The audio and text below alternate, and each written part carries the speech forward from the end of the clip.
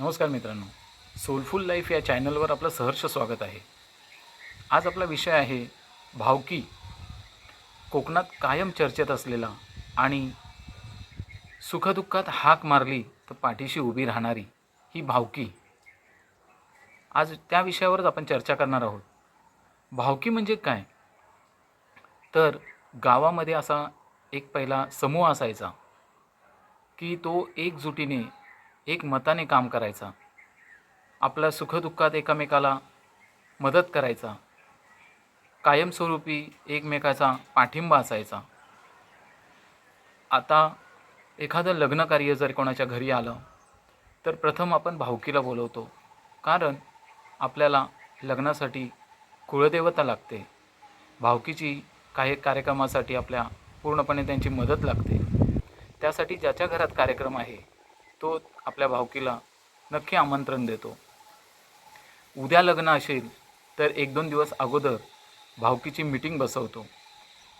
त्यानिमित्ताने भावकी आपल्या घरी येते आणि भावकी आपल्याला विचारणा करते की भावकीला कशासाठी बोलवलं आहे. तर आपण त्या भावकीला आपलं कार्यक्रम आहे तर त्याचं नियोजन कसं करायचं याबद्दल आपण त्यांना सांगतो आणि भावकी त्या कार्यक्रमाचं पूर्णपणे नियोजन करते. म्हणजेच जे आपल्यावर जो ताण पडणार होता तो आपण भावकीला सांगून पूर्णपणे त्यांच्या स्वाधीन केला आणि भावकीने आपल्याला मदत करण्याचं आश्वासन दिलेलं असतं. कारण की भावकीचा हा विषय परंपरेगत आपल्या वाडवडिलांपासून चालत आलेला विषय आहे. कारण की भावकी म्हटलात तर जुनी लोक काय करायचे की आपल्या जर गावात कार्यक्रम असला तर आपलं गाव म्हणजे आपलं घर असं समजून ते लोक त्या कार्यक्रमाला पूर्णपणे आपली ताकद झोकून द्यायची. आपलं काय जे चांगलं करता येईल ते करण्याचा प्रयत्न करायचे. कारण की त्यावेळेला हा शेतकरी वर्ग होता आणि त्यांना एवढंच माहीत होतं की जो बाजूला आपला कार्यक्रम पाहायला येणारा माणूस आहे, जो दुसऱ्या गावातून येणारा आहे, तो आपला सोयरा पाहुणा असणार आहे. तो आपल्याकडे येणार आहे, हा पाहुणचार करण्यासाठी येणार आहे. तर त्याचा पाहुणचार कसा योग्य रीतीने होईल ह्याचं पहिलं उद्दिष्ट त्यांच्याकडे असायचं. त्याच्या पाहुणचारामध्ये काही कमतरता होता कामा नये ह्यासाठी पूर्ण नियोजन त्या मीटिंगमध्ये बसून व्हायचं. दुसऱ्या दिवशी कार्यक्रमाला दुसऱ्या नवरीकडचे म्हणा किंवा मुलाकडचे म्हणा जी लोकं यायची त्यांची उठबस ही पूर्णपणे भावकी स्वतः करायची. आणि जो मालक असायचा तो मालक पूर्णपणे त्यांचा पाहुणचार करण्यासाठी सतर्क असायचा. कारण की जो मेन मागचा जो पाठीमागचा जो काही जेवणाचा विषय असायचा, सगळ्या गोष्टींचा विषय असायचा, तो सगळा भावकी सांभाळत होती. सजावट म्हणा, मंडप म्हणा, सगळ्या गोष्टी गावात. कारण की भावकी ही जर कुठला कार्यक्रम असला गावात की अख्खी भावकी झाडून असायची. कारण की ही परंपराच होती की गावात जेवण करायचं, सगळ्यांनी एकत्र जेवायचं, त्याचा कार्यक्रम व्यवस्थित पार पाडून द्यायचा. तसंच कोणाचंही मैतकार्य असेल तर भावकी तिथे आवर्जून पुढे असायची. त्या स्मशानामध्ये लाकडं घेऊन जाण्याचं काम हे भावकी करायची. कारण की तो दुःखी आपल्यातला भाव ज्याच्यावर हा प्रसंग आलेला आहे, त्याच्या घरात एक मृत्यू व्यक्ती आहे आणि कोणाचा तरी त्याच्याकडे मृत्यू झालेला आहे.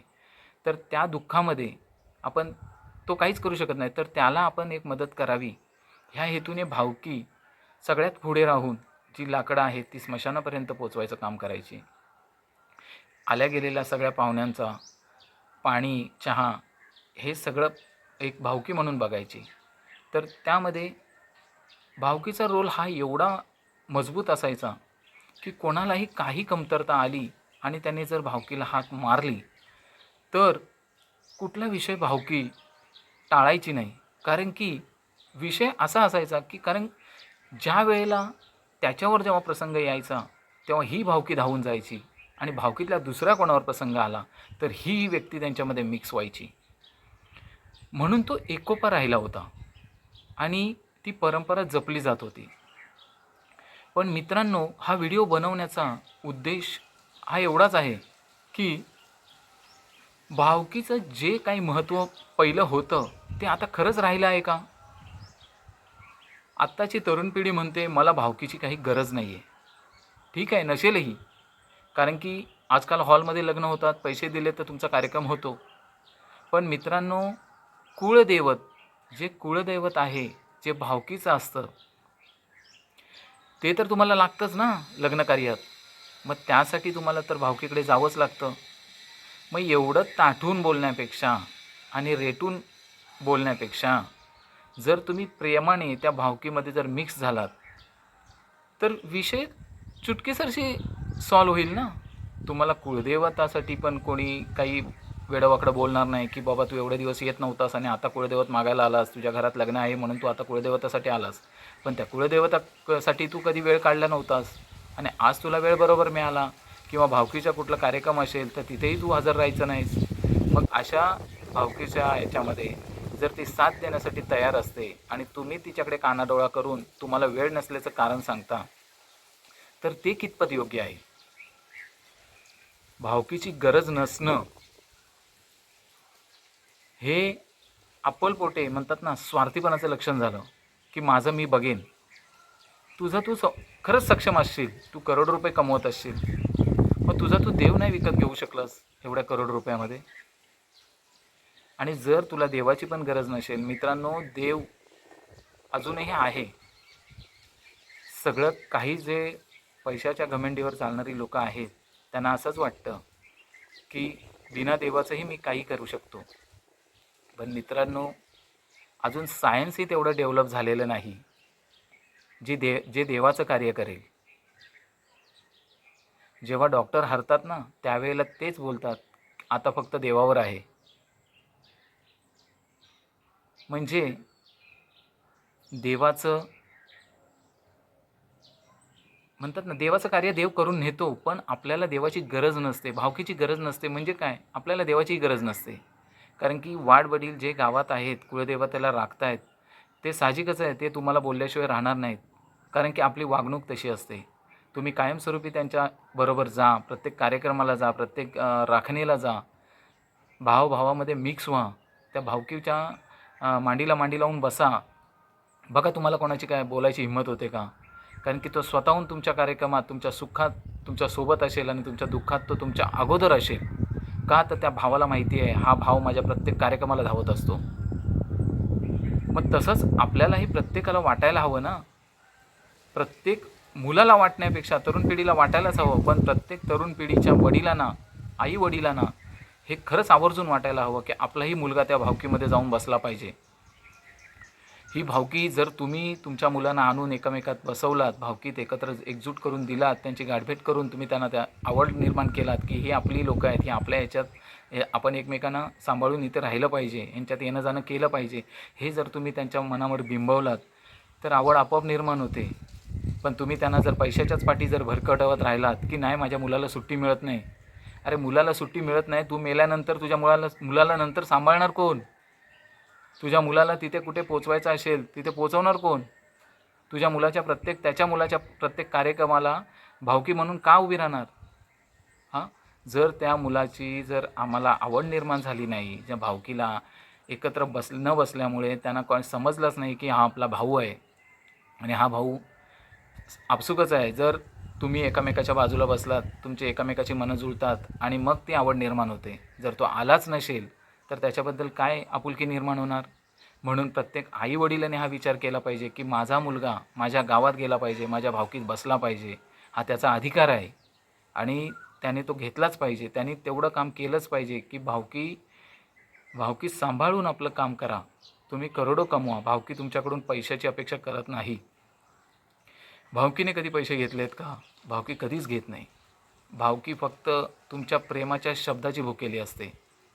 तुमच्या प्रेमाच्या शब्दापोटी तुम्ही जिथे म्हणाल तिथे भावकीची उभी राहायची तयारी असते. का, तर तुमच्या पाठीशी एक खंबीर साथ द्यायचीच आहे. कारण की हा आपला आहे, हा आपल्या भावकीतला आहे. म्हणून ते तुमच्या पाठीशी खंबीर उभे राहतात आणि प्रत्येक वेळेला तुम्हाला मदत करतात. एखाद्याला मदतीची गरज नसते ना, तर त्याला भावकी इंगा दाखवल्याशिवाय राहत नाही आणि ते तसं करावंच लागतं मित्रांनो. नाहीतर डोईजड होऊन जाते सगळी. आणि डोईजड झालेल्यांना आपल्याला उगाचच वेडंवाकडं बोलून दुखवायचं नसतं. म्हणून भावकी जेवढ्या नरमाईने घ्यायचं तेवढं नरमाईने घेते, पण जिथे ठोकायची वेळ येते तेव्हा नक्कीच ठोकते. मोठं काय करायचं असतं, कधीतरी राखणीला यायचं असतं, कधीतरी होळीला, शिमग्याला किंवा कुठल्या सुखाच्या कार्यक्रमाला, कुठे दुःखाच्या कार्यक्रमाला आपली हजेरी दाखवायची असते. काही मोठं ओझं उचलायचं नसतं मित्रांनो. एक एक लाकूड उचल्याने अख्खं सरण जळलं जातं. भावकीचं एक एक लाकूड फक्त काफी असतं. एक एवढा मोठा ओझं उचलण्यापेक्षा भावकीने जर एक एक लाकूड नेलं ना, तरी ते माणूस सरणावर जळून जातं. आणि तेवढा आधार त्या मृत व्यक्तीच्या राहणाऱ्या मुलाला, त्याला खरंच वाटतं की बाबा माझ्या मागे माझी पाठीशी खंबीर भावकी आहे, मला कुठल्याही गोष्टीची चिंता नाही. कारण भावकीचा विषय सांगायचा म्हणून हा विषय मी आज घेतला, कारण की भावकीची कमतरता नंतर जाणवू नये. कमतरता जाणवणारे नंतर रडत येतात भावकीच्या पायाशी. आणि ही वेळ कोणावर येऊ नये म्हणून त्या आईवडिलांनी आपल्या मुलांना भावकीत एकत्र येऊन मिक्स करायची संधी द्या. आणि तुम्ही तेवढं करून घ्या त्यांच्याकडून. कारण की आपल्या मागे कोणी पाहिलं आहे की भावकीनंतर विचारेल नाही विचारेल, पण आपण जर आत्ताच त्यांना भावकीत आणून टाकलं, हे तुमच्याकडे दिलं आहे, हे तुम्ही सांभाळा, असा विचार जर तुम्ही प्रत्येक आईवडिलांनी केलात ना, तर 100% ती भावकी त्याला बरोबर जे काही धडे शिकवायचे ते शिकवून देईल. आणि तो प्रगल्भ एवढा प्रगल्भ होईल ना की अख्ख्या गावाचा नंतर विचार तो स्वतः करेल. म्हणून भावकीला प्राधान्य द्या. काही चुकत असेल तर त्या भावकीत बसलात तर तुम्हाला बोलायचा अधिकार राहतो, कारण की तुम्हाला सगळ्या गोष्टी माहीत असतात. पण तुम्ही जर बसतच नसाल तर तुम्हाला बोलण्याचाही काही अधिकार नसतो आणि ते ऐकून घेण्याच्याही मनस्थितीत भावकी नसते. मग आपले अधिकार आपण का गमवावे आणि आपण जाऊन त्या भावकीमध्ये निमूटपणे का बसावं? जर चुकतं आहे तर त्या भावकीला आपण खडे बोल सुनावू शकतो की बाबा हे तुमचं चुकतं आहे. पण तुला जर काही माहीतच नसेल तर तू तिथे येऊन काय बोलणार? नाही बोलू शकत ना. यासाठी मित्रांनो, आपल्या कामातून वेळात वेळ काढून गावच्या कुळदेवतेच्या प्रत्येक कार्यक्रमाला हजर राहा. प्रत्येकाच्या सुखात दुःखात हजेरी लावा. माझं म्हणण्याचं तात्पर्य एवढंच आहे की ही आपली आहेत, ती आपल्या जवळ ठेवा. कारण की वेळेला तुमचा पैसा उपयोगी पडणार नाही. तुमचा पैसा फक्त बँकेत राहील, ॲम्ब्युलन्ससाठी जाईल, पण खांद्यावर न्यायला तिथे 4 माणसं भावकीचीच लागतील. अजूनही कोकणामध्ये सरणावर ठेवलेल्या माणसाला पाणी पाजायसाठी हुकूम काढावा लागतो आणि तो हुकूम काढल्यानंतर त्याला पाणी पाजलं जातं. आणि ह्या परंपरा खूप जिव्हाळ्याच्या परंपरा आहेत, त्या जपण्याचा प्रयत्न करा. नुसता आलाय आणि असाच गेलाय तसं जाऊ नका. म्हणून आयुष्य असं जगा ना की 4 चौघात नाव राहिलं पाहिजे, भावकीचं नाव गाजलं पाहिजे आणि गावातही शान राहिली पाहिजे. हा विषय इथेच संपवतो. हा व्हिडिओ जर तुम्हाला आवडला असेल तर व्हिडिओला लाईक करा, शेअर करा आणि आपल्या सोलफुल लाईफ या चॅनलला नक्की सबस्क्राईब करा. धन्यवाद.